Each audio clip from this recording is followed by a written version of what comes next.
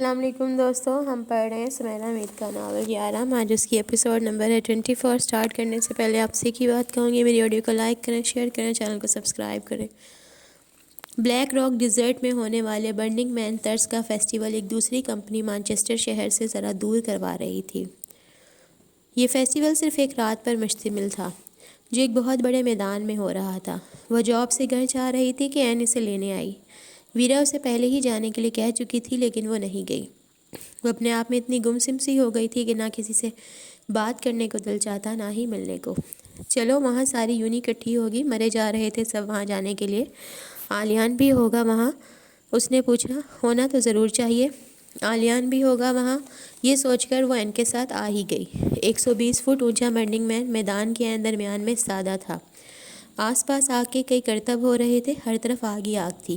کوئی منہ سے نکال رہا تھا، کوئی ہاتھ میں لے کر اچھال رہا تھا، کوئی کمر کے گرد گھما رہا تھا، کہیں آگ کی سائیکل چلائی جا رہی تھی، کہیں آگ سے جلتی تنی رسی پر چلا جا رہا تھا، اور کہیں آگ سے جلتے دائروں میں کلا بازیاں لگائی جا رہی تھیں۔ ہر 10 قدم پر آگ ایک نئے انداز سے موجود تھی۔ رش بہت زیادہ تھا۔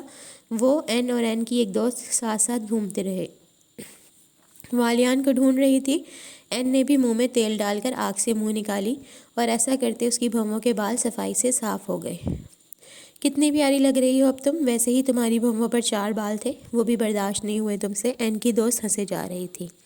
تم بھی کرو امرہ۔ امرہ نے نام میں سر ہلایا۔ کب لگے گی اسے آگ؟ امرہ نے پوچھا۔ 12:01 پر۔ یورپ والے بھی اچھے فارغ لوگ ہیں، پتہ نہیں کیا کیا کرتے رہتے ہیں۔ امرہ نے تبصرہ کیا۔ سب بہت انجوائے کر رہے تھے، لیکن اسے کوئی مزہ نہیں آ رہا تھا۔ دنیا انہی کھیل تماشوں سے سجی ہے امرہ، این نے کسی بابے بڈھے کی طرح کہا۔ اچھا، ویسے تم آج کل کس جاپانی فلسفی کو پڑھ رہی ہو؟ امرہ چڑھ گئی۔ این نے دانت نکالے جو امرہ کو اچھے لگے، چھوٹے چھوٹے بچوں سے۔ یہ تمہارے دودھ کے دانت ہیں نا؟ نہیں، دانت کے دانت، اس نے اور زیادہ دانت نمایاں کر کے دکھائے۔ بہت زبان چلنے لگی ہے تمہاری، امرہ ہنس دی۔ بالکل جیسے تمہاری سائیکل چلتی ہے۔ امرہ کی نظریں کارل پر گئیں جو منہ سے آگ نکال رہا تھا۔ آگ آگ کو آگ لگا رہا ہے، خدا کرے آگ ہی لگ جائے۔ این کارل کے پاس جا کر کھڑی ہوئی۔ کارل کافی کرتب دکھا رہا تھا آگ سے۔ لوگوں کی ایک بڑی تعداد اسے دیکھ رہی تھی۔ سائی بھی اسے وہیں مل گیا۔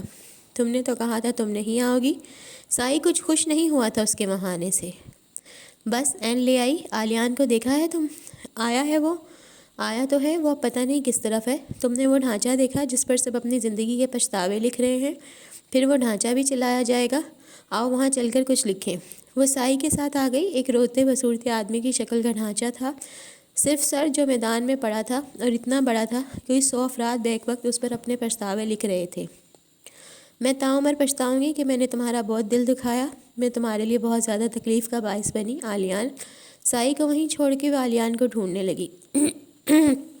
وہ تو اسے نظر نہیں آیا۔ ویرا اسے پشت سے نظر آ گئی۔ وہ کسی کے کان میں بات کر رہی تھی، اور جب وہ ذرا پیچھے ہوئی تو امرہ کو معلوم ہوا کہ وہ کان آلیان کا تھا۔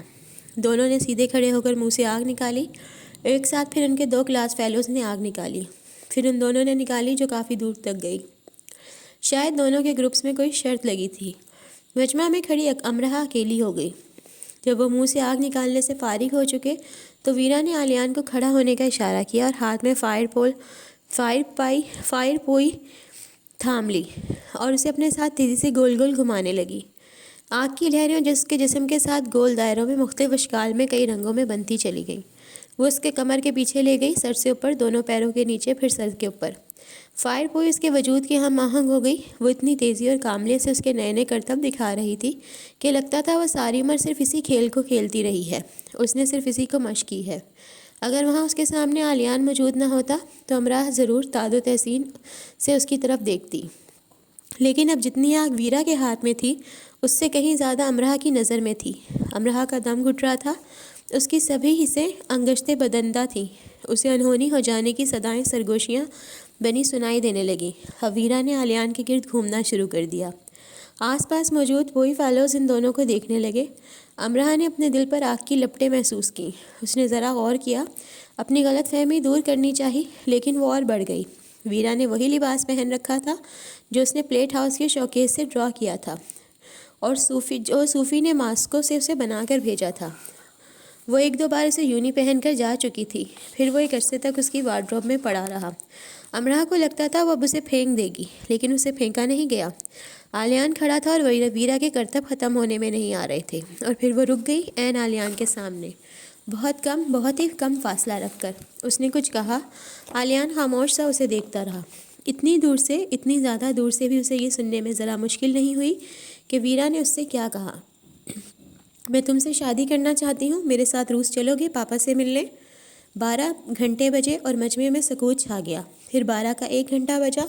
مجمع نے سکوت کو شور سے توڑا۔ 70 فٹ اونچے ڈھانچے میں آگ لگ بھڑکی اور وہ جلنے لگا، سر سے گردن، گردن سے سینے تک، پھر پورے کا پورا۔ اس آگ نے قیامت کا منظر برپا کر دیا۔ اس سے نکلنے والی لپٹیں دنیا کو سمٹتی ہوئی جیسے تباہی کا نقطہ آغاز ہوا اور آباد کاری کا نقطہ انجام۔ سب جل جانے کا وقت آ چکا ہے۔ آلیان نے ویرا کے ہاتھ کو نرمی سے چھوا اور مسکرایا۔ آگ کی آواز فراق دیدہ کے غم حالہ حاصل کے دہن سے نکلی، اور اسی پر بس نہیں ہوئی۔ ویرا نے یونی فیلوز کی طرف گھوم کر تالی بجائی اور انہیں متوجہ کیا، اور آلیان کی طرف اشارہ کیا اور بولنے لگی، اور پھر وہ زمین پر آلیان کے سامنے بیٹھ گئی اور دونوں ہاتھ جوڑ دیے اور تیز تیز بولنے لگی۔ اس کا انداز بچکانا تھا اور دل ربا بھی۔ وہ خوبصورت لگ رہی تھی اور بدصورت بھی۔ آگ نے آتشی پروں پر افشاں کو مسلوب کرنا شروع کیا۔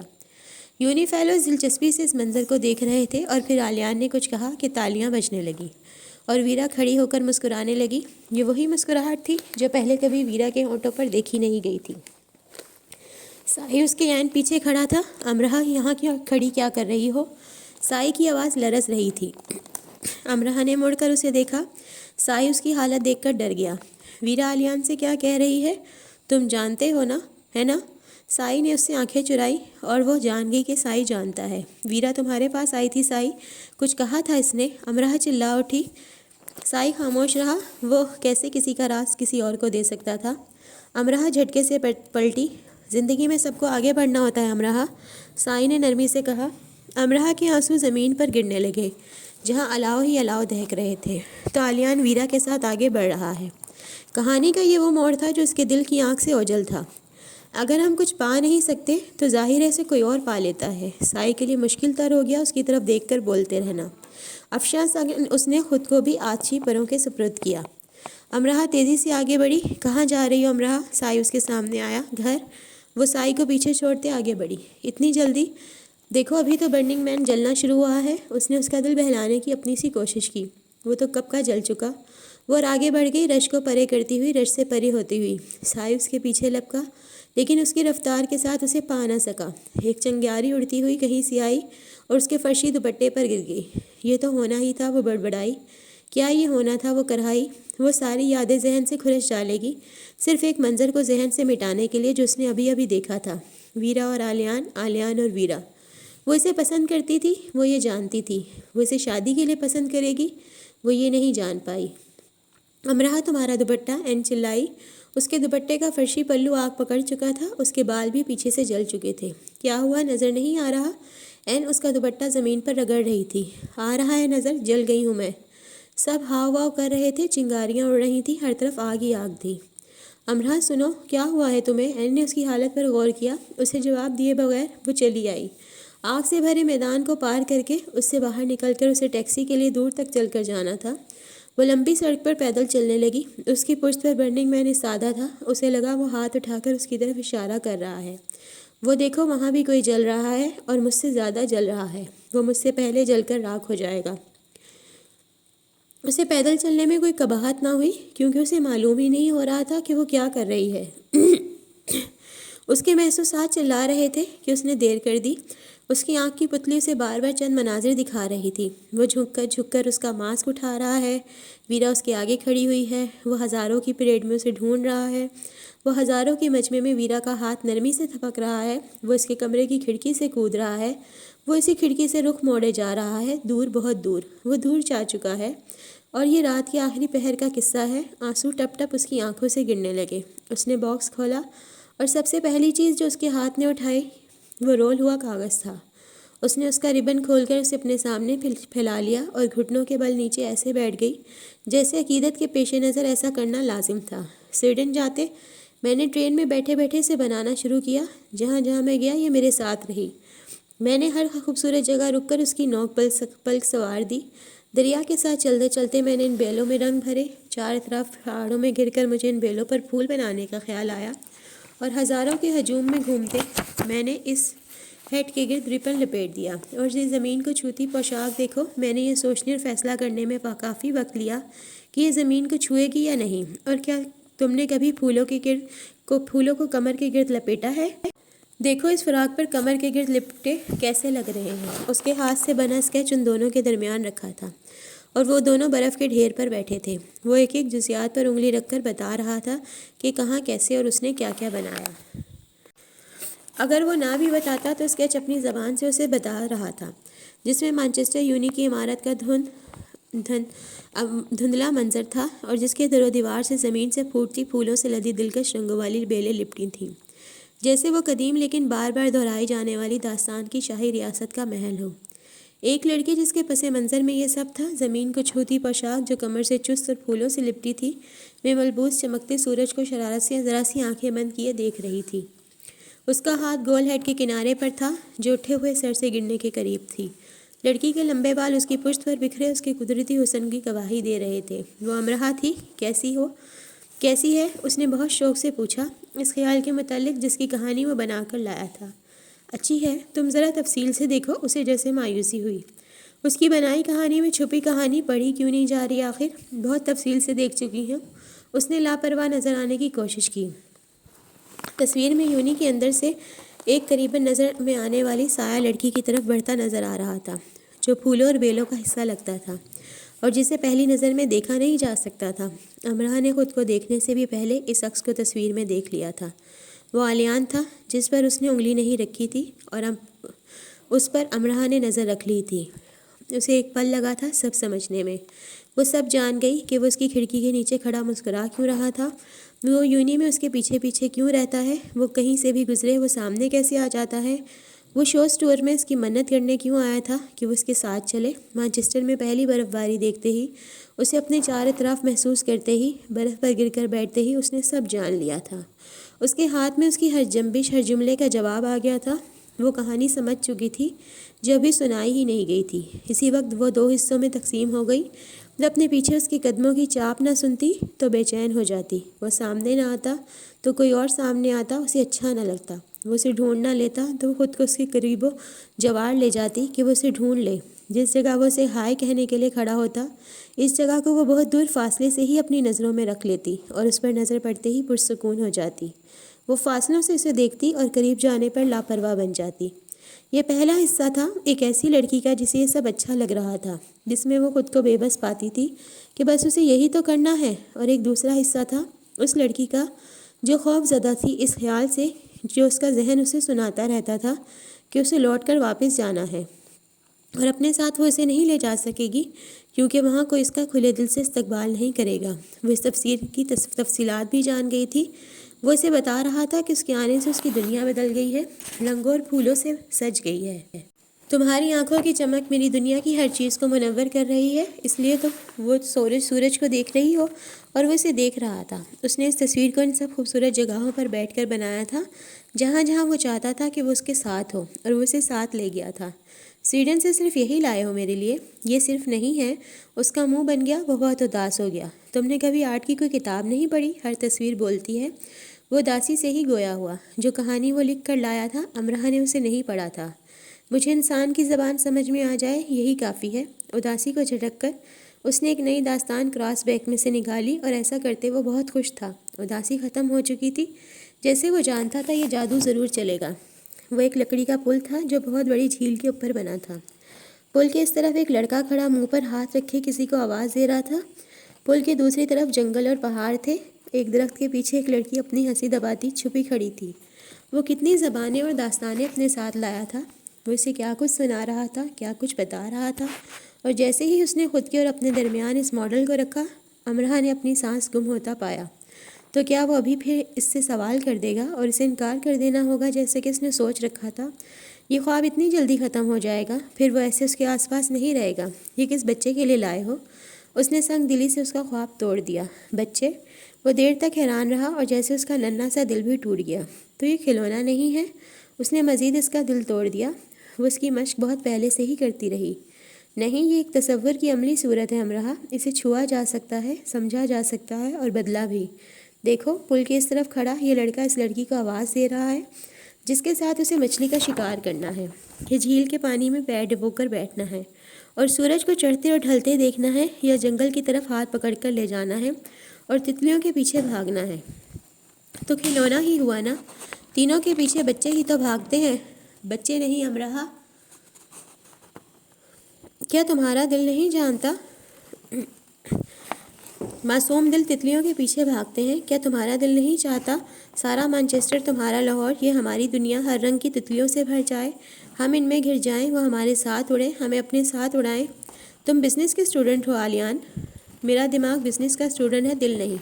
تم کتنی معمولی باتیں بھی نہیں سمجھتی۔ چلو کوئی بات نہیں، میں تمہیں ہر بات تفصیل سے سمجھا سکتا ہوں۔ اس نے حوصلہ نہیں ہارا، ہر بات وہ تفصیل سے سمجھ چکی تھی۔ اس وقت وہ یہی چاہتا تھا نا کہ پل کے اس طرف کھڑا آلیان جو اسے آواز دے رہا ہے، تو اس کی آواز پر وہ درخت کے پیچھے سے نکل کر چلتی اس کے پاس آ جائے اور کہے، لو میں آ گئی۔ تم اپنی بے سری آواز کو تھوڑا سریلا کر کے آواز نہیں دے سکتے؟ جب تم میرے پاس نہیں ہوتی تو یہ بے سری ہو جاتی ہے۔ اب سنو، کیا اس میں سر آئے؟ ہاں، اب کچھ بہتر ہے۔ ہیڈ کو سر پہ جمائے، وہ اس سے آگے چلے گی۔ تمہاری ٹوکری میں کیا ہے؟ وہ اس کے پیچھے آئے گا۔ ضرور آئے گا چیری، وہ مڑے بغیر ادا سے کہے گی۔ اتنی کم چیری؟ اسے صرف بات کرنے کا بہانہ چاہیے ہوگا۔ میں اتنی ہی کھاتی ہوں۔ ہاں ہاں، تمہارے لیے نہیں لائی میں، لیکن میں تو تمہارے لیے لایا ہوں۔ وہ لینے سے زیادہ دینے پر تیار رہے گا۔ کیا؟ اب وہ پلٹے گی اور اسے دیکھے گی۔ یہ اس نے مٹھی کھول دی اور تتلی اڑتی ہوئی اس کے سر پہ سے گزر گئی۔ وہ سمجھ گئی کہ وہ کیا سوچتا ہے۔ تتلیوں کے پیچھے بھاگنے کا بہانہ کرتے دراصل اس کے پیچھے بھاگنا۔ اسے تتلیاں نہیں چاہیے تھیں، ان کے پیچھے بھاگتی امراہ چاہیے تھی۔ اسے مچھلیوں سے مطلب نہیں تھا، اسے اس کے ساتھ بیٹھنے سے غرض تھی۔ اسے پھول اچھے لگتے تھے اگر وہ اس کی پوشاک میں گندے ہوں، اس کی کمر سے لپٹے ہوں یا اس کے سر پہ تاج کی صورت رکھے ہوں۔ یہ جو تمہیں کھلونا لگ رہا ہے امراہ، جس دن یہ تمہیں کھلونا نہ لگے مجھے بتانا۔ اچھا، تم کیا کرو گے؟ اس کا دل ڈوب گیا۔ جس دن اسے سمجھنے کی سمجھ لے کر آؤ گی اس دن یہ سوال نہیں کرو گی۔ اگر مجھے کبھی بھی سمجھ نہ آئی تو؟ اپنے خوف کو اس نے زبان دی۔ ایسا ہونا ممکن نہیں، یا پھر کوئی بد دعا ہی ہوگی جو تمہاری عقل کو دی گئی ہوگی۔ بد دعا اس کی عقل کو نہیں، قسمت کو دی گئی تھی۔ اس نے درخت کے پیچھے کھڑی لڑکی کو لے جا کر اس کے ساتھ کھڑا کر دیا، دونوں کو جھیل کے کنارے بٹھا دیا۔ سورج ڈھلنے لگا، وہ وہیں بیٹھے رہے۔ وہ یہ چاہتا تھا تو وہ بھی یہی چاہتی تھی، لیکن اس کا چاہنا وہ بند کمرے میں کملی تصور کے ساتھ ہی کر سکتی تھی۔ اس نے مانا کہ وہ ایک نحس وجود ہے، وہ آلیان کے لیے نحوست لے کر آئی تھی، ایک ایسے شخص کے لیے جو بچوں سے زیادہ معصوم تھا، جو اس کے لیے نت نئی کہانیاں بنتا تھا، اور ایسا کرنے کے لیے وہ کتنی ہی راتیں جاگتا رہا ہوگا۔ اچھا چلو ایک کہانی سنو۔ رات کو یہ بہانہ کرتے وہ بس اس کے اسٹور کے سامنے سے گزر رہا تھا۔ وہ گھر تک کے لیے اتفاق سے اس کا ہمراہی بن گیا اور راستے میں اسے کہانی سنانے لگا۔ تم سب کو کہانیوں کا اتنا شوق کیوں ہے؟ سنتے بھی ہو، سناتے بھی ہو۔ کہانی کا بہانہ کر کے وہ رات کو اس سے ملنے آیا تھا یا کہانی کے لیے بہانہ بنایا تھا؟ امراہ اس سے پوچھ لینا چاہتی تھی۔ ہم فرشتے ہیں نا؟ فرشتے؟ ہاں، بچے فرشتے ہی تو ہوتے ہیں۔ شٹل کاک سے کتنی ہی دور؟ پہلے وہ اسے بس سے لے کر اتر گیا۔ کتنے اسٹاپ پہلے اتر گئے تم؟ وہ چلا اٹھی۔ ڈاکٹرز کہتے ہیں اگر رات کو چہل قدمی کر کے سویا جائے تو بہت اچھی اور گہری نیند آتی ہے۔ یقیناً ڈاکٹرز میں سے ایک ڈاکٹر آلیان ہوں گے۔ ہاں ہاں، تمہیں میری باتوں پر یقین کرنے کی عادت ڈالنی چاہیے، مجھے تمہارے جھوٹ پکڑنے کی کوشش کرنی چاہیے۔ چلو کہانی سنو۔ ایک جادوگرنی نے ایک شہزادے کو جادو سے غائب کر دیا۔ غائب مطلب وہ موجود ہے لیکن کسی کو دکھائی نہیں دیتا، وہ سن سکتا ہے لیکن بول نہیں سکتا۔ ایک شہزادی سے محبت ہوتی ہے لیکن شہزادی اسے لا علم ہوتی ہے۔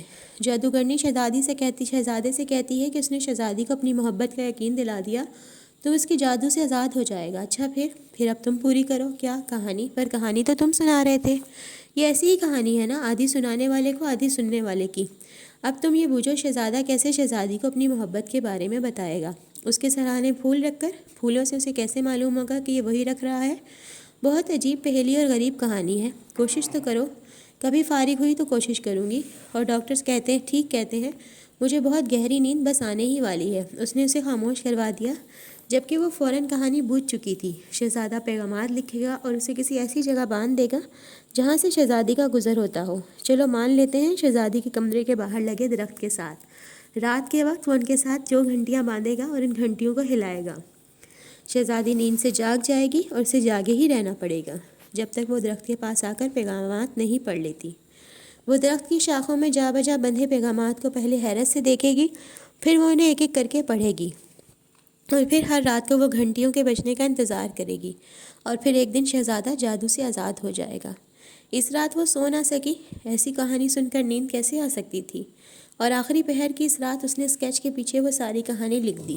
لیکن یہ کیا جادو الٹا ہو گیا؟ اب وہ سن رہا تھا نہ ہی بول رہا تھا، اور یہ سب خود اس کی اپنی وجہ سے ہوا تھا۔ وہ سب سمجھتی تھی اور انجان بنتی تھی۔ اسے یہ فخر حاصل ہو گیا تھا کہ کوئی اس پر ایسے فدا ہے، اور اس نے خود ایسی خود غرضی سیکھ لی کہ اس سے فاصلہ رکھا، نہ اپنے پلان کے مطابق سے پہلے یہ بتایا کہ وہ پاکستان میں اپنی بات پکی کروا آئی ہے۔ اس نے اسے انکار کیا نہ اقرار کے قابل سمجھا۔ اس نے اپنی طے کی حکمت عملی پر بھی ٹھیک سے عمل نہیں کیا، جس کے تحت انہیں صرف دوست رہنا تھا۔ اگر وہ اسے ہر حال میں انکار کرنے کا ارادہ ہی کیے ہوئے تھی تو اسے خود کو اتنا آگے نہیں لانا چاہیے تھا۔ ایک بار میں 6 کلاس کے مڈ ٹرم ایگزام میں فیل ہو گئی۔ اتنا روئی کہ میں بے ہوش ہو گئی۔ پھر ہوش میں آئی، پھر روئی اور پھر بے ہوش ہو گئی۔ میرے رونے کی وجہ صرف یہ تھی کہ میں نے خواب میں دیکھا تھا کہ میں فیل ہو گئی ہوں۔ خواب سچا ہو گیا، یعنی اب وہ خواب بھی سچا ہوگا جس میں میری گردن کٹی ہوئی ہے اور سمندر کے پانی کے اوپر تیر رہی ہے۔ آلیان اس کی شکل کئی لہجے دیکھتا رہا، پھر اس کے کہکوں کو تھمنے میں آدھے گھنٹے سے زیادہ کا وقت لگا۔ اس نے سر پر ہاتھ رکھ لیا، ہنس کر اس کا سر درد کرنے لگا۔ اس کی ایسی ہنسی دیکھنے کے لیے وہ اپنے ماضی کو کھنگال کر چند واقعات اس کے روبرو لائی تھی۔ وہ خود کو بھی ٹھیک سے یہ بتا نہیں سکتی تھی کہ جب وہ اس کی کسی بات پر ہنستا ہے تو اسے لگتا ہے اس نے ثواب کمایا ہے۔ اس کی بھوری آنکھیں پانی سے بھر جاتی ہیں تو مشرقی ساحرہ کو اپنے سحر پر پیار آنے لگتا ہے۔ وہ ہنسنے میں ایسے مصروف رہتا ہے کہ وہ اسے دیکھنے میں مشغول ہو جاتی ہے۔ کیا تم مجھے ہمیشہ ایسے ہنسا سکتی ہو؟ وہ ہنسی کے درمیان پوچھتا ہے۔ وہ خاموش ہو جاتی ہے جیسے سوال سنا ہی نہیں۔ ایسے وقت وہ دوسرے حصے والی امرہ بن جاتی ہے جسے معلوم ہے کہ انہیں ہمیشہ ساتھ نہیں رہنا۔ وہ بیک وقت خود غرضی اور خود ترسی کی انتہا پر پہنچ جاتی ہے۔ وہ خود سے بھی اقرار نہیں کرتی کہ وہ کیا چاہتی ہے، اور چینی خاتون نے ربن دیتے ہوئے اس سے پوچھا، اگر تم شادی شدہ ہو یا جلد ہی شادی کرنے والی ہو، یا تم جانتی ہو تمہیں کس سے شادی کرنی ہے، تو تم اس کا نام ان پر لکھوا سکتی ہو۔ امرہ نے خاتون کو دیکھا اور مسکرا نہ سکی۔ کیا وہ اس کے دل کا چور پکڑنے کو ہے؟ میں چینی میں تم دونوں کے نام لکھ دوں گی۔ وہ پھر سے مسکرائیں کہ ہاں میں چوری پکڑ چکی ہوں۔ اس سے سوال کیا جا رہا تھا۔ اس کا سر گھومنے لگا۔ جو کام خود سے بھی چھپا کر کیا جا رہا تھا اس کا اقرار کسی کے سامنے کیسے کر لیتی؟ وہ پلٹ کر جانے لگی، پھر جیسے اس نے اسے بدشگونی جانا۔ جب دل میں کوئی ہو تو دل سب شگونوں اور بدشگونوں کے حساب رکھنے لگتا ہے۔ وہ خطرہ مول لینا نہیں چاہتا۔ پھر وہ تہوار کا موقع تھا اور تہواروں پر ویسے ہی بہت سی اجازتیں دے دی جاتی ہیں، تو اس نے خود کو یہ اجازت دے دی، اور اسے یہ بھی لگا کہ آسمانوں سے اس سے پوچھا جا رہا ہے کس کا نام لکھوانا ہے اپنے نام کے ساتھ امرہ۔ وہ جو پلٹ گئی تھی واپس پلٹی۔ میرا نام امرہ ہے اور اس کا خاتون مزید مسکرانے لگی۔ وہ اس کا آلیان۔ خاتون نے سر کو جنبش دی اور دونوں کے نام چینی میں لکھ دیے۔ ان 2 ربن کو لے کر اس کے لیے چلنا دوبر ہو گیا۔ اس کی دل کی دھڑکن اتنی تیز ہو گئی کہ اسے لگا وہاں موجود 1000 لوگ جو ادھر ادھر دیکھ رہے ہیں تو دراصل اسی کے دل کی دھڑکن کو تلاش کر رہے ہیں، اسی کو لے کر سرگوشیاں کر رہے ہیں، اسی پر مسکرا رہے ہیں اور سر ہلا کر اسے بتانا چاہتے ہیں کہ ہاں ہم جان گئے تم کیا کرائی ہو، دیکھو تم پکڑی گئی۔ وہ مسکرائی اور مسکراہٹ غائب بھی کر لی۔ اسے یہ بھی لگا کہ اس نے کوئی بڑا گناہ کر لیا ہے، اور یہ بھی کہ زندگی میں اب اسے کوئی ایسی چیز ملی ہے جو اتنی قیمتی ہے کہ اسے دنیا کا ہر محفوظ کونا غیر محفوظ لگنے لگا، اور اسے لگنے لگا دنیا میں ہر کوئی اس کے ربنوں کو چرا لینے کا ارادہ رکھتا ہے۔ اگر آلیان ڈریگن پریڈ میں نہ آتا تو وہ اگلے کئی دنوں تک خود ہی اس کا سامنا نہ کرتی۔ چینی اسٹالوں پر گھومتے اس نے بہت کچھ دیکھا، ادھر آلیان ادھر آلیان، ہر آنکھ ہر انداز ہر مسکراہٹ آلیان۔ اس نے خود کو شیشے میں دیکھا اور وہاں بھی آلیان کو پایا۔ ہم اچھے دوست بنے رہیں گے، پھر میں پاکستان چلی جاؤں گی۔ اگر اس نے کچھ کہا تو میں کہہ دوں گی میری بات میری کزن کے ساتھ طے ہے۔ یہ تھی اس کی حکمت عملی جو اس نے ترتیب دے رکھی تھی، اور اس حکمت کی وجہ وہ یاد بنی جو اسے آلیان کو دیکھ کر آیا کرتی تھی۔ جب تک اسے کوئی نوکری نہیں مل جاتی تم اسے رکھ لو واجد، جب ایک بار کہہ دیا نہیں تو نہیں۔ کیوں اتنے انتہا پسند بن رہے ہو؟ جی میں ہوں انتہا پسند، اور کیا سننا ہے مجھ سے؟ انسان کو اتنا سخت دل نہیں ہونا چاہیے۔ میرے اپنے اصول ہیں، آپ مداخلت نہ کریں بابا۔ اصول ہے شریعت نہیں کہ بدلی نہ جا سکے، شریعت ہی سمجھ لیں، شریعت ہی سمجھ لیں۔ یہ جملہ اس کے کانوں میں اس وقت ضرور گونجتا جب جب اس کی نظر آلیان پر پڑتی۔ ان کی کالونی کا چوکیدار عیسائی تھا، اپنے بیٹے کی نوکری کے لیے پریشان تھا، جو ایک ٹانگ سے معذور تھا اور صرف بیٹھنے والا کام ہی کر سکتا تھا۔ اس کے 2 بچے تھے اور اس کے گھر کے حالات ٹھیک نہیں تھے۔ جہاں وہ پہلے کام کرتا تھا وہ نوکری کسی وجہ سے جاتی رہی۔ چوکیدار دادا کے پاس کئی بار آیا تھا کہ بابا اسے عارضی طور پر اپنے سٹور رکھ لیں، لیکن بابا نے لاکھ منت پر بھی نہیں رکھا، چند ہزار دے دیے کہ اس کی امداد کر دیں۔ امداد ہی لینی ہوتی تو نوکری کے لیے تڑپ نہ رہا ہوتا وہ۔ دادا نے پیسے واپس کر دیے۔ جو اپنے سٹور پر ایک عیسائی لڑکے کو ملازم نہیں رکھ رہے تھے، وہ ایک عیسائی عورت کے بیٹے کو گھر میں داماد ہونے کی حیثیت سے گھسنے دیتے۔ جسے نوکری نہیں دی تھی اسے بیٹی دیتے، جس کے لیے ضد نہیں توڑ رہے تھے اس کے لیے روایت توڑتے۔ وہ آلیان کو پاکستان لے جاتی اور اس کی تذلیل کرواتی۔ رات کے آخری پہر کی اتنی ہی کہانی ہے کہ گھٹنوں کے بل وہ زمین پر جھکی اس تصویر کو سینے سے لگائے رو رہی ہے، جس میں نظر آتے اس کے محیب عکس کو اس نے پینسل سے گہرا کر لیا تھا۔ وہ ڈریگن کے ماسک تلے بھی روتی رہی تھی۔ وہ جیسے جان گئی تھی کہ اب اسے رونا ہی ہے۔ وہ روتی رہی کیونکہ وہ جانتی تھی کہ اسے اس سے الگ ہی رہنا ہے۔ وہ اس سے دوستی کے لیے منا لے گی، محبت تک بات نہیں لائے گی، لیکن اب اس رات برننگ مین کو اپنی پشت پر دور چھوڑتے وہ بات محبت تک لے آئی تھی۔ اس نے اس بار محبت کا ترازو ہاتھ میں پکڑا تھا اور دونوں طرف آلیان کو بٹھایا تھا۔ خوف کو دل میں ہی لیے وہ بے خوف ہو کر آگے بڑھی تھی۔ ہاں ابھی تو وہ اس دھن کو تشکیل دینی شروع کی تھی جو آلیان کے وجود سے پھوٹتی روشنی سے مل کر رقص گنا ہونے کو تھی۔ ابھی تو اس نے اس کی آنکھوں پر تنی کمانوں کے کناروں سے جا ملنے کی ٹھانی تھی۔ اس نے انہیں تصور میں کتنی ہی بار اپنی پوروں سے چھوا تھا۔ آلیان کو روک کر اسے ساکت کر کے ابھی تو اسے سامنے بٹھا کر دیکھتے رہنے کا قول آسن جمایا تھا۔ سسکیوں نے سناٹے سے ہم کلام ہونا چاہا، وقت نے بے دردی سے ٹھہر جانا چاہا، تقدیر نے ترہم کے آنسو ٹپکائے۔ اندھیرے آگ سے روشن ہوتے اس راستے پر چلتے خلیفہ نے اپنی داڑھی کو بھیگ چھانے دیا، جسے ساری عمر دیکھتے رہنے سے اس کا جی نہیں بڑھنے والا تھا۔ اب وہ اسے آخری بار دیکھ آیا تھا، اب وہ محبوب کے محبوب کو پانے نکلا تھا۔ رات کے ایسے آگ ہوتے پہر میں لامنزل چلتے خلیفہ نے ایک بار بھی پیچھے مڑ کر نہیں دیکھا۔ اس کا دل دائمی جدائی کے خوف سے کرلا رہا تھا۔ اس کی سیاہ داڑھی سفید ہونے جا رہی تھی اور عشق اس پر یہ جائز نہیں کہ غفلت برتی جائے۔ نار کو پیچھے چھوڑتے نار کو وجود میں لیے اسے لگا وہ تب سے چل رہی ہے جب سے پیدا ہوئی ہے۔ آخر اس کا سفر کب ختم ہوگا بھی یا نہیں؟ اس کے پیروں کے ساتھ اس کے آنسوؤں نے جو سفر کیا ہے وہ کہاں جا کر رکے گا اب؟ کئی ٹیکسیاں اس کے قریب سے گزر گئیں، اس نے کوئی ایک بھی نہیں لی۔ وہ کوٹ کے کالر سے اپنی آنکھیں رگڑتی رہی، اسے کچھ دکھائی نہیں دے رہا تھا۔ وہ کئی بار گرنے لگی تھی۔ اسے اپنی آنکھیں صاف رکھنی تھی، اس کی آنکھیں صاف ہونے میں نہیں آ رہی تھیں۔ اس کے کانوں میں لفظوں کی دھمال مچی تھی، مجھ سے شادی کرو گی امرہا، مجھ سے شادی کرو گی امرہا۔ شریعت ہی سمجھ لیں، حسب نسب لے کر بیٹھنا۔ اسے ایک شہزادی سے محبت ہوتی ہے، لیکن شہزادی اس سے لاعلم ہے۔ میرے ساتھ روس چلو گے پاپا سے ملنے؟ میں تمہارا کھلونا نہیں ہوں امرہا، اب تمہیں جو کہنا ہے وہ سننے کے لیے میں خود کو موجود نہیں پاتا۔ جن سے ایک بار دھتکار ملے ان کے پاس پلٹ کر جانے کا جرم نہیں کرنا چاہیے۔ اور اس کا وہ گیت جو پورا بنا گیا تھا نادا، وہ سڑک پر اس کے قدموں تلے بکھرتا چلا گیا، لفظوں کی دھمال میں کرلانے لگا۔ آغاز بہار کی آمد ہے، سانسیں معطر ہونے لگی ہیں، مرتسم ہے دھنک بھی آنکھوں میں، نیا جہاں دل میں سجنے لگا ہے، اب وہ سجنے لگا ہے۔ ٹیکسی کو بمشکل روک کر وہ اس میں بیٹھ سکی اور گھر آ گئی اور اس سامان کو پیک کرنے لگی جسے ساتھ لے کر اسے پاکستان جانا تھا۔ اپنے سامان میں اس نے سب سے پہلے چھپا کر رکھے باکس کو نکال کر رکھا۔ وہ پہلی فلائٹ سے ہمیشہ کے لیے پاکستان جانے کے لیے خود کو تیار کر چکی تھی، کیونکہ وہ جان چکی تھی اس نے اس شخص کو کھو دیا ہے جسے اب کوئی اور پا چکا ہے۔ وہ اپنے کمرے کی اس کھڑکی کی طرف دیکھنے سے گریز کر رہی تھی جہاں سے کبھی وہ کودا تھا۔ وہ جذبات کے اس کنارے پر کھڑی تھی جہاں سے سب کچھ ٹوٹتا پھوٹتا ہی نظر آتا ہے۔ ایک دیوانے کی سی کیفیت جو اپنے وجود کے پاتال میں اتر کر ایڑیاں رگڑنے لگتا ہے، دہن سے کرب انگیز آوازیں نکالتا ہے اور عالم دیوانگی میں خود کو ادھر ادھر پٹکتا ہے۔ خود پر حملہ آور ہو چکی کپ کپی کو ناتواں کرنے کے لیے اس نے اپنے گرد بازو لپیٹے۔ یہ انتہا تھی جانکاری کی۔ عروج کہیں پیچھے رہ چکا تھا، محبت اس سے بہت آگے نکل چکی تھی۔ وہ عالم فنا میں تھی۔ دنیا میں بہت کچھ ضروری ہوگا لیکن آلیان سے پہلے نہیں، اس سے پہلے سب فنا ہی ہوگا اور اس کے بغیر بھی۔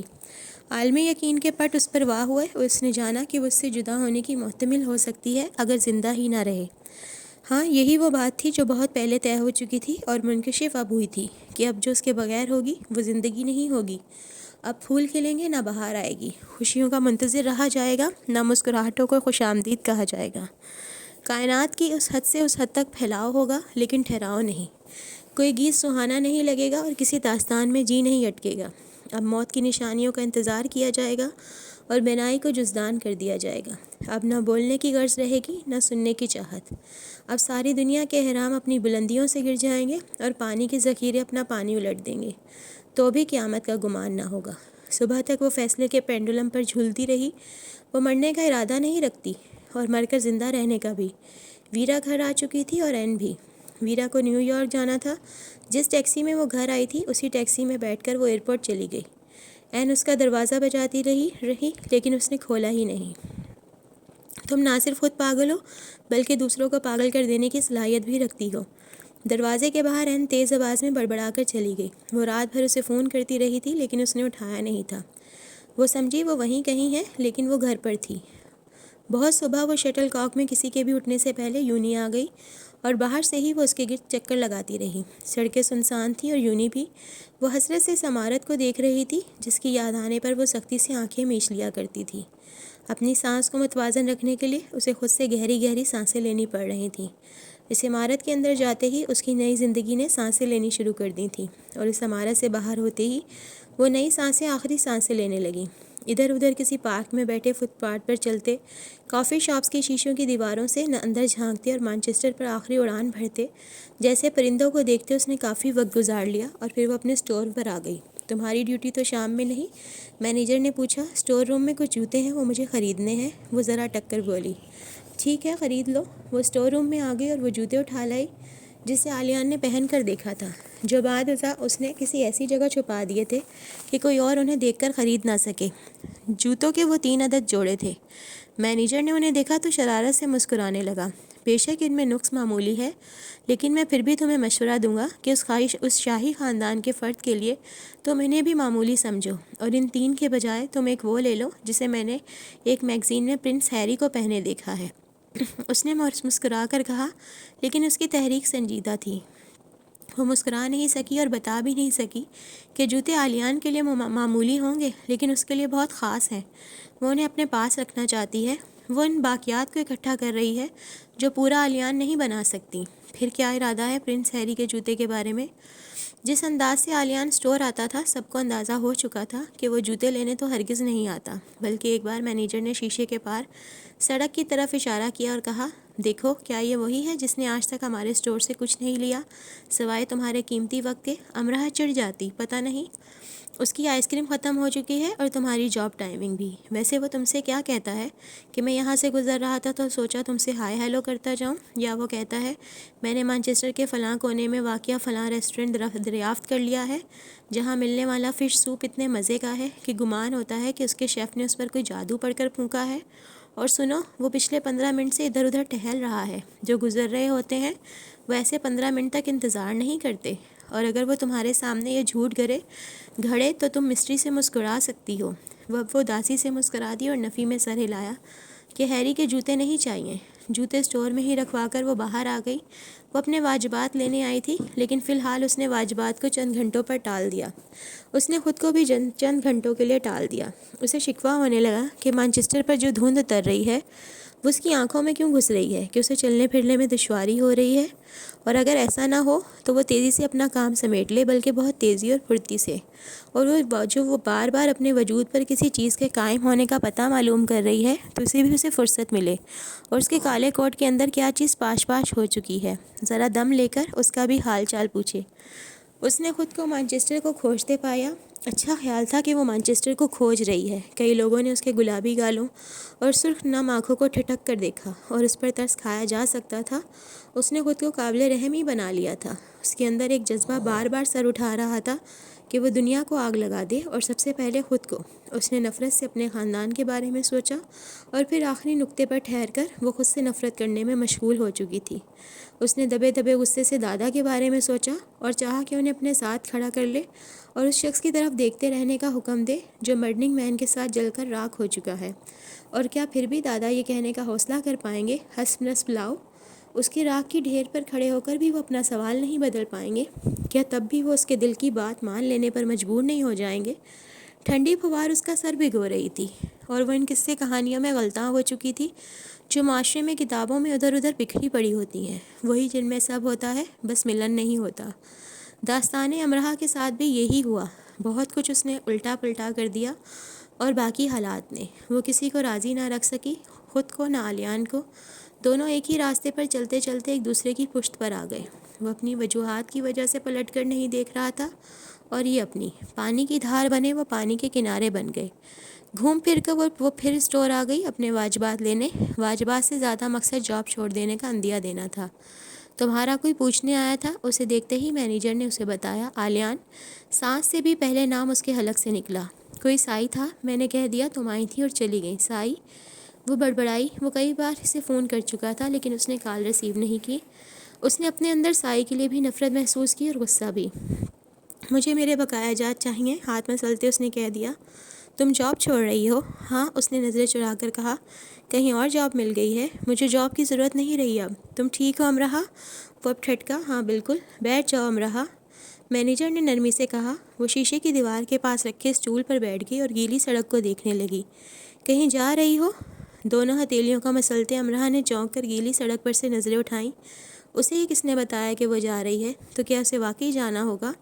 اس کے رخصت کے ستارے کٹھے ہونا شروع ہو گئے ہیں اور اس کے قیام کی علامتیں روپوش ہو گئی ہیں۔ اتنا وقت تمہارے ساتھ گزارا ہے اور تم کیسے جذبات سے آری خاموش سی جا رہی ہو۔ اگر تمہارا جانا ضروری ہے تو اچھے انداز سے بائے کہہ کر جاؤ، اور مجھے موقع دو کہ میں تمہیں اس انداز سے الوداع کہوں جس انداز میں نے تمہیں خوش آمدید کہا تھا۔ اور صرف اتنی سی بات پر وہ پھر سے رونے لگی اور آنکھوں کو رگڑ کر مینیجر کو دیکھا۔ میں نہیں جا رہی، کہیں نہیں جا رہی۔ پھر جاب کیوں چھوڑی؟ یہ دیکھنے کے لیے کہ کیا چھوڑ سکتی ہوں۔ میں سب چھوڑ سکتی ہوں لیکن اسے نہیں۔ پوری شدت سے جانے کا فیصلہ کرنے کے باوجود میں ساری قوتیں لگا کر خود کو روک لینا چاہتی ہوں۔ مجھے روک لیں پلیز۔ رک جاؤ امرا، میں یہاں رہنا چاہتی ہوں۔ رہ جاؤ یہاں؟ دنیا کے کسی اور کونے میں کیسے رہ سکتی ہوں اب بھلا؟ دنیا کے اس کونے کے علاوہ تمہیں کہیں اور رہنے کی ضرورت بھی نہیں۔ یہاں بھی اب میری ضرورت نہیں رہی۔ یہاں بھی نہیں رہ سکتی، یہاں سے جا بھی نہیں سکتی۔ اسے اتنی جلدی کیوں تھی مجھے ہنسانے اور رلانے کے کام اس نے اتنی جلدی کیوں کیے؟ اس نے مینیجر کی طرف دیکھنے سے گریز کیا۔ مینیجر ولسن ہمدردی سے اسے دیکھنے لگا۔ وہ جوتوں والا، بہت کچھ وہ پہلے سمجھ چکا تھا، اب مکمل سمجھ رہا تھا۔ میں اپنے جانے کے سامان کر رہی ہوں اور خود کو روک لینے کے بھی۔ میں بری طرح سے منتشر ہوں۔ میرا ایک حصہ میری مٹی میں ہے اور ایک اس کے وجود میں۔ میں خود کو کہاں کھڑا کروں اور کہاں سے چلتا کروں؟ میں فیصلہ نہیں کر پا رہی ولسن۔ میں نے اسے کھیل نہیں سمجھا تھا لیکن کھیل کی طرح ہی کھیل گئی۔ اس لیے تو محبت میں ہار جیت ہوتی ہے۔ اگر ہم اس سے نہ کھیلیں تو ایسا تو نہ ہوتا، صرف جیت ہی ہو، بس جیت۔ ولسن میز کے کنارے سے ٹک کر کھڑا ہو گیا۔ امرا اردو میں بول رہی تھی، اسے الفاظ سمجھنے میں دقت تھی، محسوسات سمجھنے میں ہرگز نہیں۔ میں نے ہر خوبصورت شے کی طرف سر اٹھا کر دیکھا، آنکھیں گاڑ کر، دل جما کر، پھر بھی یہ یقین حاصل نہیں کر پائی کہ میں ان کے سہارے جی لوں گی، میرے لیے کچھ تو سہارا بن جائیں گی۔ دیکھو یہ سڑک پر چلتے لوگ، ہنستے مسکراتے لوگ مجھے ہیبت ناک لگ رہے ہیں، اور یہ آسمان سے برستی پھوار، مجھے اس پر ترس بھی آ رہا ہے، مجھے یہ کیسی حقیر بھی لگ رہی ہے۔ یہ میرے آنسوؤں سے مقابلہ کر رہی ہے، اور میں نے ساری بڑی نعمتوں کو گن کر دیکھ لیا ہے۔ ان کے انبار مجھے دیے گئے تو میرے لیے رائی برابر خوشی کا سامان نہ ہو سکے گا۔ میں کبھی حساب میں اچھی نہیں رہی، اور دیکھو آج ہر غم کے جواب میں وہ نکلتا ہے، اور ہر خوشی کے سوال میں بھی میرا حساب اچھا ہو گیا ہے۔ میز پر رکھے ٹیشو باکس کو ولسن نے اس کے آگے کرنا نہ قابل تحقیر جانا۔ وہ بچوں کی طرح اپنے کسی پیارے کھلونے کے ٹوٹ جانے پر نہیں رو رہی تھی۔ اسے لاڈ سے چپ کروایا جا سکتا تھا، نہ تسلی سے۔ اب صرف اس کی آنکھیں خشک کر دینا کافی نہیں ہوگا۔ میں سوچتی ہوں اگر اپنی ہتھیلیوں پر آنسو بہاتی رہوں تو شاید میری قسمت بدل جائے۔ اس کی آواز اتنی دھیمی تھی کہ اسے سننے کے لیے کان اس کے منہ کے پاس لے جانے پڑتے۔ اس نے تو ثابت کر دیا کہ وہ خود اپنے آپ سے بات کر رہی تھی۔ میں اسے کبھی یہ بتا نہیں سکی کہ وہ مجھے کتنا اچھا لگتا ہے۔ اب اسے کون بتائے گا کہ امرا نے اسے کتنا پسند کیا، اتنا کہ میں نے اس کے پلٹ جانے پر اس کی پشت کو اوجھل ہو جانے تک دیکھا، اور اس کے سامنے آنے پر میں نے اپنی نظر سے اس کی نظر اتاری۔ اگر وہ مجھے نہ ملا ہوتا تو مجھے یہ کبھی معلوم نہ ہوتا کہ خدا کی رحمت کیسے انسانی صورت مجسم ہوتی ہے، اور اگر کرم اور مہربانی کی کوئی پہلی صورت ہے تو وہ اس جیسے انسان کی زندگی میں شامل ہونا ہے۔ اندھیروں پر قابض رہ جانے والا وہ روشن ستارہ جو طلوع ہوا کرتا ہے غروب نہیں۔ رات کو آنکھیں بند کرنے سے پہلے مجھے یہ منظر دیکھنا یاد رہتا ہے، کیسے وہ سر کو اٹھا کر کہکے لگاتا ہے۔ مجھے دلی سکون ملتا ہے اس منظر کو دہرا کر، جب وہ میرا ماسک اٹھانے جھکا تھا۔ جو مسکراہٹ اس وقت اس نے اپنے ہونٹوں پر سجا رکھی تھی، وہ ان جذبوں کو عطا کی جاتی ہے جو اب ناپید ہوتے جا رہے ہیں۔ اس مسکراہٹ سے میں اس کی مداح ہو گئی اور طلبگار بھی۔ میں اسے یہ بتا نہیں سکی کہ وہ خاموش رہتا ہے تو گنگناتا ہوا لگتا ہے، اور اگر وہ گنگنا لے تو ساری خاموشیوں کو جگاتا لگتا ہے۔ میں نے تو اسے کچھ بھی نہیں بتایا، اور نہ اس نے مجھے سنا۔ اس نے اپنے کان ویرا کے منہ کے آگے کر دیے۔ کتنی جلدی میں تھا وہ! بدہیبت ہوتی ہے ایسی عجلت کے مٹھی میں قید کر لینے والے مٹھی کھول دینے پر مائل ہوں۔ اپنے وجود کو ساکت رکھے، دونوں ہاتھ گود میں رکھے اسے دیکھتے ولسن کی نظروں میں ترہم بڑھتا جا رہا تھا۔ وہ ایک ایسا مجسمہ تھی جسے جس شدت سے تراشا گیا اسی شدت سے توڑ دیا گیا۔ تمہیں کہیں جانے کی ضرورت نہیں، وہ ایک دن خود تمہارے پاس آئے گا۔ ولسن جتنی بات اس کے انداز سے سمجھ چکا تھا اسے اس نے کہہ دیا۔ مجھے بھی یہی خوشگمانی تھی۔ خوشگمان ہونا اچھا ہے بجائے بدگمان ہونے کے۔ اپنے دل کو اور ہلکا کر لو، لیکن کہیں مت جاؤ۔ جس حالت میں وہ بیٹھی تھی اسی حالت میں اٹھ کر باہر آ گئی۔ وقت کے ساتھ ساتھ محبت نے شدت اختیار کر لی تھی۔ ڈریگن پیٹ تک وہ کچھ اور تھی، اب کچھ اور تھی۔ چشمہ دریا بن چکا تھا، اور دریا ایسے پانیوں میں گرتا تھا جس کی وسعت کی کوئی حد نہیں تھی۔ جو کچھ ان کے درمیان ہو چکا تھا وہ اب سے پہلے عام اور معمولی لگتا تھا، کہانی کا المیہ حصہ جو ہر قصے کہانی سے جڑا ہوتا ہے۔ اور پھر سے سب خوش، اور اب جب واقعی آلیان کسی اور کے سپرد ہوا تھا تو سب خوش فہمیاں غلط فہمیاں دور ہو گئی تھیں۔ سب اتنا آسان نہیں تھا۔ حقیقت سوچوں اور اندازوں سے کہیں آگے کی چیز ہوتی ہے۔ اس نے ہاتھ میں پکڑے شاپر کو دیکھا۔ کیا وہ اتنے سے آلیان پر راضی ہو جائے گی؟ نہیں، ہاں نہیں ہی۔ خود سے کئی ہزار بار یہ سوال پوچھ چکے اور اس کا جواب جان چکے اور اپنا سب کچھ ہار چکے آلیان کو جیتنے کے لیے اس نے ایک آخری جوا بھی کھیل لینا چاہا۔ اس کے خاندان کو حسب نسب چاہیے تھا، اور اسے وہ خاندان کے نام پر اس کے پاس کچھ تو ہوگا، کوئی تو، اور نہ جانے وہ کوئی معتبر ہو کہ اعتراض کا سوال ہی نہ اٹھے۔ وہ ویرا کو ہاں کہہ چکا ہے تو نہ بھی کہہ دے گا۔ امرا کے ہاں کے بعد کسی نہ کی گنجائش نہیں رہے گی۔ اس نے کوٹ کی جیب سے فون نکالا اور کافی دیر تک اسے دیکھا۔ وہ پہلے بھی ایک بار اس نمبر پر فون کر چکی تھی، اسے کچھ نہیں بتایا گیا تھا، بلکہ الٹا انہیں شک ہو گیا تھا وہ صرف فیصلوں کے لیے ظاہر کر رہی ہے کہ وہ ان کی مدد بھی کر سکتی ہے۔ برننگ مین میں اس کے سامنے آ کر کھڑا ہو گیا اور اسے یہ بتانے لگا جل جانا دراصل کیا ہوتا ہے۔ لیکن برننگ مین یہ نہیں جانتا تھا کہ آگ سے جل جانا جدائی کی آگ سے جلنے سے بہت کم تکلیف دہ ہوتا ہے، بہت ہی کم۔ یہ نیو یارک سٹی کا مقامی ریسٹورنٹ ہے جس کی چھت کی زیبائش آنے والوں کو سر اٹھا کر دیکھنے پر مجبور کر دیتی ہے، اور جس کے سائے تلے کھانے میں وہ راحت محسوس کرتے ہیں۔ حال میں میزوں پر بیٹھے لوگ کھانے کو سکون و لطف برت رہے ہیں اور اپنے سامنے بیٹھے شخص کی آنکھوں میں دیکھنے کو پسند کر رہے ہیں۔ افراتفری کو وہ باہر چھوڑ آئے ہیں، اور فرش سے چھت تک شیشے کی دیواروں سے دکھائی دیتی نیو یارک شہر کی روشنیوں کو اپنے ساتھ ساتھ لیکن پس منظر میں رکھتے ہیں۔ وہ بلندی پر ہیں اور یہی تو انہیں پسند ہے۔ سامنے ہال کے دیوار کے سامنے جس پر مقامی مصور نے اپنا شاہکار ثبت کیا ہے کہ چند فٹ اونچی ڈائس پر مائک کے سامنے سفید فراق میں ملبوس وہ کھڑی ہے ویرا، میری شام بنام آلیان۔ اس نے یہ فقرہ مسکرا کر کہا، لیکن وہ آواز کو زیادہ بلند نہ کر سکی۔ اس نے اپنی نظریں میزوں پر سجی بلوری شمعوں میں بھٹک بھٹک جانے دیں۔ پہلی بار میں تب چونکی جب اسائنمنٹ بناتے میں تھک کر رک گئی اور ہاتھ میں پکڑے پین سے میں نے آلیان لکھا، اور پھر میں نے صفحے کو اس نام سے بھر دیا، اور یہ کرتے میں ذرا نہیں تھکی۔ اپنے علاوہ کسی اور کا نام لکھنا، یہ کام کرنا مجھے اچھا لگا۔ پھر جب وہ نوٹ پیڈ میرے لیے بیکار ہو گیا تو بس میں نے اسے ایک صفحے کو نکال کر سنبھال لیا۔ ریسٹورنٹ اپنے قیام کی سالانہ تقریبات کا ایک سلسلہ شام بنام منا رہا ہے، اور وہاں موجود لوگوں سے درخواست کی گئی ہے کہ وہ اس شخص کے نام کا اعلان کریں جو دنیا میں ان کے لیے سب سے زیادہ خاص ہونے کی حیثیت اختیار کر چکا ہے۔ چند سالوں بعد مجھے اپنی اس حرکت پر ہنسی آئے گی، اب بھی آ رہی ہے، لیکن مجھے اس ہنسی پر کوئی شرمندگی نہیں، کہہ کر وہ رک گئی۔ اسے اس کی ضرورت محسوس ہوئی، اسے اچھے الفاظ کا استعمال کرنا چاہیے۔ اس نے سوچا، میں زندگی میں اتنی پریکٹیکل رہی ہوں کہ مجھ میں وہ احساسات ہی کم ہونے لگے جو نان پریکٹیکل ہوتے ہیں۔ پہلے میرا خیال تھا کہ میں ایسے شخص سے شادی کروں گی جو پاپا کی طرح ہوگا.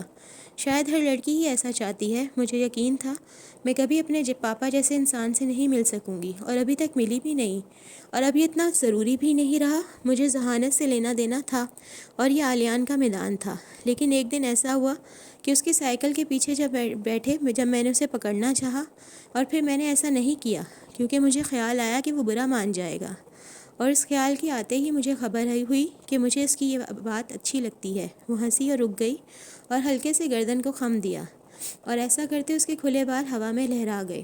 آج اس نے ترچھی مانگ نکال کر سامنے سے بالوں کی لٹ کو اٹھا کر اسے بل دے کر سنہری پن میں مقید کیا تھا. وہ وہاں اپنی ساری خوبصورتیوں اور مترنم اداؤں سمیت موجود تھی. میں ابھی تک اس کی سب سے اچھی باتوں کی فہرست نہیں بنا سکی، اور ایسا مجھے کرنا بھی نہیں. ہاتھ کو ہلکا سا لہرا کر اس نے ایسے اشارہ کیا کہ حال میں ہلکی ہنسی کی آوازیں گونج اٹھیں. میرا خیال تھا وہ یونی میں بس ایسے ہی مشہور ہے جیسے کہ خوبصورت اور ذہین اسٹوڈنٹس ہو جاتے ہیں. پھر مجھے معلوم ہوا ہر تیسری لڑکی کا اس پر کرش ہے، اور ہر دوسری لڑکی خود کو اس کرش سے بچانا چاہتی ہے. ہر پہلی لڑکی کے بارے میں اب تک جان نہیں سکی کہ وہ کیا کرتی ہوگی. حال میں ہنسی پھر گونجی، اور اس بار دیر تک گونجتی رہی. سب اسے توجہ سے سننے پر مجبور تھے، خوش تھے، اور مجھے کبھی اس خبر کی سمجھ بھی نہیں آئی. معلوم ہوا تو یہ کہ اس میں کچھ تو ہے، کچھ بہت زیادہ. جب اسے غصہ آتا ہے تو وہ گہرے سانس لیتا ہے اور سختی سے اپنا منہ بند کر لیتا ہے، اور میرے نزدیک یہی اصل صلاحیت اور طاقت ہے. دنیا میں بہت سے ایسے لوگ ہوں گے جو ایک عام انسان کو اٹھا کر زمین پر پٹخ دینے کی طاقت رکھتے ہوں گے، لیکن ایسے کتنے لوگ ہوں گے جو زبان کو ہلانے کی معمولی لیکن بے بس کر دینے والی قوت کو قابو میں رکھتے ہوں گے؟ یقیناً بہت کم لوگ، اور وہ ان کم لوگوں میں سے ہے جن کی قدر کی جانی چاہیے. میں نے جب اسے کچھ سنانا چاہا اسے ہماتن گوش پایا، اسے بدمزاج اور چڑچڑاتے نہیں دیکھا. ہاں، اگر مجھے فہرست تیار کرنی ہے تو میں اس کے اخلاق کو سب سے اوپر رکھوں. وہ مضبوط اعصاب کا مالک ہے. اگر میں ایک آئرن لیڈی ہوں جیسا کہ میرے بارے میں کہا جاتا ہے، تو میں اس کے سامنے خود کو صرف انسان محسوس کرتی ہوں. وہ وہی سانچہ ہے جو لفظ انسان پر پورا اترتا ہے. اس کی موجودگی میں وقت جلدی گزر جاتا ہے، اور اس کی غیر موجودگی میں وقت کو اس تک لے جانے کی تمنا کی جاتی ہے. پاپا کہتے ہیں وہ انسان بلا شبہ خوش قسمت ہوتا ہے جس کے گرد خاندان کا جھرمٹ سجتا ہے. میں اس میں اضافہ کرنا چاہوں گی کہ وہ خاندان خوش قسمت ہوگا جس کا جھرمٹ عالیان کے گرد سجے گا. اس کی آنکھوں کی چمک اتنی بڑھ گئی تھی کہ عین اس کے سر پر لگے فانوس کی چمک کو مانند کرنے لگی تھی. تو میں نے سوچنے میں زیادہ وقت نہیں ضائع کیا. اکثر لوگ کر جاتے ہیں نا. میں نے اس چیز کا انتظار بھی نہیں کیا کہ وہ مجھ سے آ کر کہتا آؤ مل کر زندگی گزاریں. مجھے اندازہ تھا کہ اب مشکل سے ہی وہ کسی سے یہ کہے گا. ایک بار کہہ کر اس کے ساتھ کافی برا ہوا تھا. مجھے خوشی ہے کہ میں نے کہہ دیا. مجھے کہہ لینے دیں. میں خوش ہوں اور مطمئن بھی، کیونکہ میری ماما نے ایک بار کہا تھا شادی اس انسان سے کرنا جس کی تمہیں نگرانی نہ کرنی پڑے.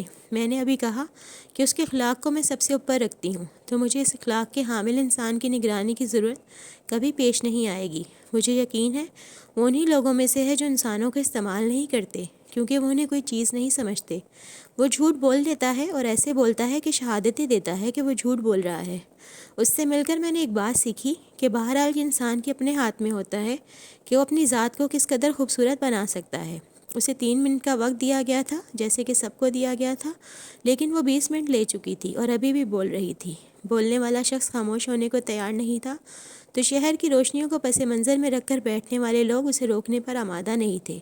وہاں اس شخص کا ذکر کیا جا رہا تھا جس کے بارے میں بولتے اور سنتے وقت ٹھہر جانے کی گزارش کی جاتی ہے. مائک کے پاس کھڑے اس کے گال گلابی ہو چکے تھے.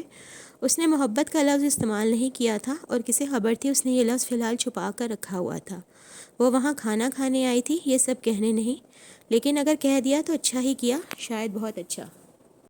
برننگ مین نائٹ ہے اور اس کے گرد ویرا گول گول گھوم رہی ہے. اس سماعتیں اس کہانی کا اختتام سننے لگی تھیں جس کا ابتدائیہ اس کے وجدان نے پڑھا تھا. اسے صاف صاف نظر آنے لگا کہ وہ کسی اور کی زندگی میں جا رہا ہے.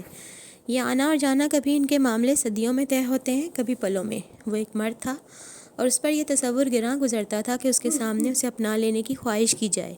یہ حق وہ اپنے پاس رکھنا چاہتا تھا، یہ رسم اسے ادا کرنی تھی. اسے یہ برا نہیں لگا کہ اس کا حق چھین لیا گیا، بس وہ ششدر سا رہ گیا. کوئی اسے اپنا لینے کی بات کر رہا ہے، امراہ نہیں، بس کوئی. ہاں بس پھر وہ کوئی اور ہی ہو. وہ جانتا تھا کہ وہ اپنے آپ کو اس موڑ پر لے آیا تھا جس پر وہ خود کو کسی اور کے حوالے کر دینا چاہتا تھا. اور دوسرے معنوں میں وہ کھیل ہی ختم کر دینا چاہتا تھا، لیکن کھیل ختم نہیں ہو رہا تھا۔ اسے ہر آواز بری لگ رہی تھی، ہر انداز پر اسے اچنبھا ہو رہا تھا۔ برننگ مین جل رہا تھا اور اپنی ساری تپش اس کے اندر منتقل کر رہا تھا۔ جس زمین پر وہ کھڑا تھا وہ زمین اسے کھسکتی ہوئی لگی۔ ویرا اس کے سامنے کھڑی تھی، لیکن اس منظر نے اس کا دل نہیں لبھایا۔ جس کے سامنے وہ کھڑا ہوا تھا وہ منظر ماضی کے اوراق سے نکل کر اس کے سامنے داستان بنا کھڑا تھا۔ آگ سے اٹے میدانوں کے دائرے اس کے گرد کھچ گئے اور لاتعداد گھنٹے اس کے سر پہ بجنے لگے۔ میں تم سے شادی کرنا چاہتی ہوں۔ اس نے یہ بات سن لی تھی اور یہ بات اسے سنائی بھی نہیں دی تھی۔ یہ کنہونی ہو جانے کی سنوائی تھی، اور ایک اعلان بھی کہ جواہرات جڑے بیش قیمت آپ پورے کے پیندے میں سوراخ ہو جائے تو پھر اسے یہ غرض نہیں رہتی کہ اس میں جواہرات محفوظ کیے جانے لگے ہیں یا کھٹکتے سکے۔ وہ تو بس اتنا جان لیتا ہے کہ وہ جامع طہور ہونے کا فخر کھو چکا ہے، اور یہی اعلان اس صداقت کی طرف نشاندہی کرتا ہے جب پریم جل سے لبالب ہوئے پیالے دل کے ساتھ ہوتا ہے تو اسے یہ فکر نہیں رہتی اس نے کیا کھو کر اب کیا ہونے کا اعزاز پا لیا ہے۔ اس کا دل اپنا فخر کھونے جا رہا تھا، اور یہ کیفیت بہت ہیبت ناک ہے۔ دل میں پہلی بار آنے والے کو ہم آخری سانس کے بعد بھی نکالنا نہیں چاہتے، اس عہد کو کر کے توڑنا ہی نہیں چاہتے۔ اپنا آپ بے معنی اور بودا لگنے لگتا ہے، کیونکہ ہمارا دل پڑھی جانے والی کہانی کا کوئی کردار نہیں ہے جسے پڑھتے پڑھتے اس پر لان تان کی جاتی ہے اور اس پر دو حروف بھیج کر ساری ہمدردیاں باوفا پر لٹا دی جاتی ہیں۔ دل اپنی کہانی کاری بن کر پڑھ ہی نہیں سکتا، اور اگر ہم کسی ناقدرے کو سزا دینا چاہتے ہیں تو ہم بہت جلد یہ جان جاتے ہیں کہ سزا تو ہم نے اپنے لیے تجویز کر لی، اور تکلیف سب سے زیادہ ہم بھگت رہے ہیں۔ ناقدرہ تو ناشکرہ ہی صحیح، اس کے آگے پیچھے محبوب کا لفظ لگتا ہے، اور یہ وہ لفظ ہے جس کے وزن پر کوئی دوسرا لفظ پورا اترتا ہے نہ آدھا۔ اس نے اپنی ماں کے بارے میں یہ فیصلہ کیا تھا وہ کسی اور کو اپنی زندگی میں شامل کر لیتی تو اس کے ساتھ ایسا نہ ہوتا۔ امراء پر یہ الزام لگایا کہ وہ ولید البشر جیسی ہے، خود اپنے بارے میں فیصلہ اسے اب کرنا تھا۔ اب وہ کیا چاہتا ہے ویرا؟ اس نے اس کے ہاتھ کو نرمی سے چھوا۔ جواب کے لیے اصرار نہ کرو، مجھے وقت دو، جتنا چاہے وقت لے لو، صرف اتنا بتا دو میں تمہیں اچھی لگتی ہوں۔ وہ اس کے سامنے بیٹھ کر معصومانہ انداز میں کہنے لگی۔ وہ بہت پیاری تھی، پرخلوص اور معصوم۔ اگر وہ ویرا نہ ہوتی تو اس کے لیے وہی امراء ہوتی۔ ہاں تم بہت اچھی لگتی ہو مجھے، اس نے خوش دلی سے کہا، اور وہ اتنی زیادہ خوش ہوئی کہ اسے حیران کر دیا۔ وہ اتنی چھوٹی سی بات پر اتنی خوش ہو گئی تھی، اور امراء اتنی اہم بات سن کر بھی مسکرا نہیں سکی تھی۔ وہ ویرا کے لیے اتنا اہم تھا اور امراء کے لیے اتنا غیر اہم۔ اسے اس کی دوستی کی ضرورت تھی، اور وہ اسے ایک اچھا دوست بنا کر نہیں رکھ سکی تھی۔ اس نے ویرا کی طرف دیکھا جو کھڑے ہو کر سب کی تالیوں کا جواب خود بھی تالیاں بجا کر دے رہی تھی، سر ہلا کر بے طرح مسکرا رہی تھی۔ جسے زندگی میں شامل ہونے کی دعوت دی جائے اس کے لیے ایسے ہی مسکرانا چاہیے۔ پہلے اس پیغام کو عزت دینی جانی چاہیے، پھر اس قبولیت کا احترام کرنا چاہیے۔ اس پر بہت سے ادراک ہو رہے تھے، اسے ان پر کان بھی دھرنے چاہیے اور آنکھیں بھی، اور فیصلہ کرنا چاہیے۔ لیکن جو فیصلہ بے اختیاری میں ہوتا ہے اس میں ایسا کیا ہوتا ہے جو اختیاری فیصلے میں نہیں ہوتا؟ اس نے گھوم کر چار اطراف نظر ڈالی، اس کی ساری دلچسپیاں ختم ہو گئیں۔ ہر طرف اسے ایک ہی چیز نظر آئی، آگ۔ برننگ مین خوش قسمت ہے، وہ کتنی آسانی سے ختم ہو رہا ہے۔ اس کے نصیب میں جل جانا تھا اور وہ جل گیا۔ نہ کوئی آہ، نہ کوئی دہائی، کیا ایسا انسانوں کے ساتھ نہیں ہو سکتا؟ ویرا نے اس کا ہاتھ پکڑ لیا، اس کے ہاتھ میں لگاوٹ تھی، پھر بھی اس کے وجود پر پہاڑ آ گرا۔ وہ ویرا کی ساری خوبیوں کا معترف تھا، پھر بھی اس نے بھاگ جانا چاہا۔ وہ ایک خوبصورت لڑکی تھی، اس پر مسکراہٹ سجتی تھی۔ وہ ایک خوبصورت مرد تھا، وہ اپنی مسکراہٹ گوا رہا تھا۔ یہ اگلی رات ہے، وہ ہارٹ راک کے اسٹور میں بند ہے، زمین پر بیٹھا ہے۔ اس نے اپنی ماں کو اندھیرے میں موجود پایا، ایسا اس نے خود چاہا، اور اس نے اس سے کئی سوال کیے۔ یہ سب اس لیے ہو رہا ہے کہ میں آپ کا خون ہوں، یا اس لیے کہ قدرت کا آپ سے انتقام ابھی پورا نہیں ہوا؟ اس نے آواز سے اسے الفاظ ادا کیے۔ ڈی جے کے میشپ کی آواز اس کے الفاظ سے زیادہ پراثر نہیں تھی۔ میں ایک انسان ہوں ماما، میں سب کچھ ٹھیک نہیں کر سکتا۔ جو مجھے ٹھیک لگ رہا ہے ہو سکتا ہے وہ غلط ہو، اور جو غلط ہے وہ ٹھیک ثابت ہو جائے۔ میں خود کو کتنا بھی عقل مند سمجھوں، مجھے یہ یاد رہتا ہے کہ بہت سے معاملات میں عقل کا عمل دخل ہوتا ہی نہیں۔ میرے دل کے ایک حصے میں یہ بات نقش تھی کہ آپ نے بے وقوفی کی۔ اب میرا دل مجھے یہ یاد دلاتا ہے کہ میں بے وقوفی کر رہا ہوں، لیکن کہاں اور کیا مجھے ٹھیک سے اندازہ نہیں ہو رہا۔ میں آپ کے ماضی میں جینے لگا ہوں اور میرا حال ماضی بن رہا ہے۔ میں زندگی میں 2 بار انتہائی تکلیف سے گزرا، جب آپ کو سرد ہوتے دیکھا، اور ایک تب جب امراء کے دل کو اپنے لیے سرد پایا۔ اس دوسری تکلیف نے مجھے پہلی تکلیف بھلا دی۔ میں آپ کی اپنی محبت میں پھنس گیا ہوں، آغاز میں نہیں انجام میں۔ سائی کہتا ہے میں نے امراء کو معاف نہیں کیا۔ میں نے معاف کر دیا ہے، لیکن آگے کیا؟ اب میں اس پر سوچ رہا ہوں کہ آگے کیا، ایک پرخلوص دل ویرا کو مایوس کر دوں یا ایک سخت دل امرہا کے لیے خود کو تنہا کر لوں۔ یہ ایسے بھی ہے کہ میں ایسے دل کے پیچھے بھاگوں جو مجھے ضمانت کے طور پر چند لفظ بھی نہیں دیتا۔ سائی کہتا ہے کہ اس کی روایات ہیں جو وہ ایسے پابند ہے۔ تو ماما، ایک انسان جس کی چاہت میں اتنی طاقت نہیں کہ وہ اپنے جذبے کو روایات سے اوپر لے جائے، کیا ایک انسان ہر شے سے بلند نہیں رکھا جا سکتا؟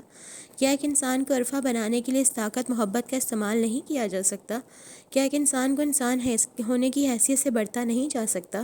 ایک انسان کتنا قیمتی ہے، یہ مجھ سے زیادہ کون جان سکتا ہے؟ جس نے آپ کو کھو دیا، جو اپنا آپ کھونے جا رہا ہے، کیا آپ کی محبت سے لبریز دل کے مقابلے میں کائنات کی کوئی چیز ٹھہر سکتی ہے؟ اور کیا یہ نہیں کہا جاتا کہ جس نے ایک انسان کو پا لیا اس نے سب پا لیا؟ تو میں امرہا کے لیے یہ انسان کیوں نہیں ہوں؟ تو دوستو، یہ تھی آج کی ایپیسوڈ۔ امید کرتی ہوں آپ کو پسند آئی ہوگی۔ اگر آپ کو میری آڈیو اچھی لگی تو اسے لائک کریں، شیئر کریں اور میرے چینل کو سبسکرائب کریں۔ کل پھر ملیں گے۔ اللہ حافظ، دعا میں یاد رکھیں۔